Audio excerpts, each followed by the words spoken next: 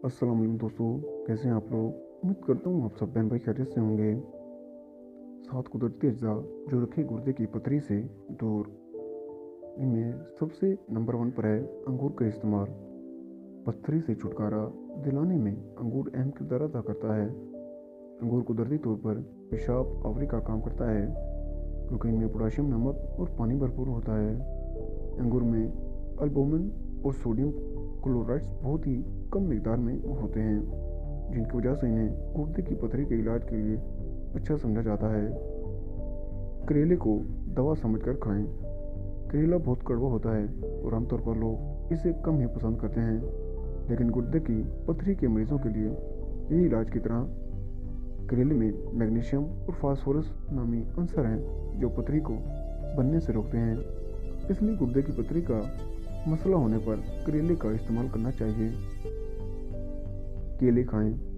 पथरी के मसले से निपटने के लिए केले का इस्तेमाल करना चाहिए। इसमें विटामिन B2 होता है। विटामिन B ऑक्सीलेट क्रिस्टल्स को बनने से रोकता है।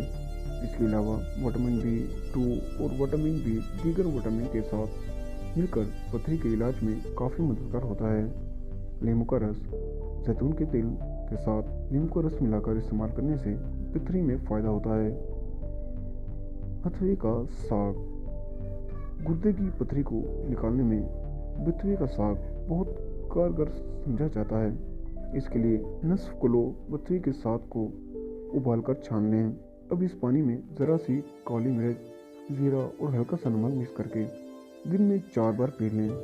गुर्दे की पथरी निकलने में अफाका होगा। अजवाइन से फ़ायदा। अजवाइन गुर्दे के लिए टाँक के तौर पर काम करता है।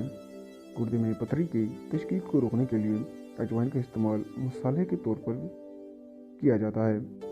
इसके पत्तों की चाय पीने से गुर्दे की पथरी से निजात मिलती है। अनार का रस। अनार के बीज और रस में खटास और कसीली खसूसियात की वजह से इसको गुर्दे की पथरी के लिए कुदरती इलाज समझा जाता है। अब आखिरी है प्याज का रस।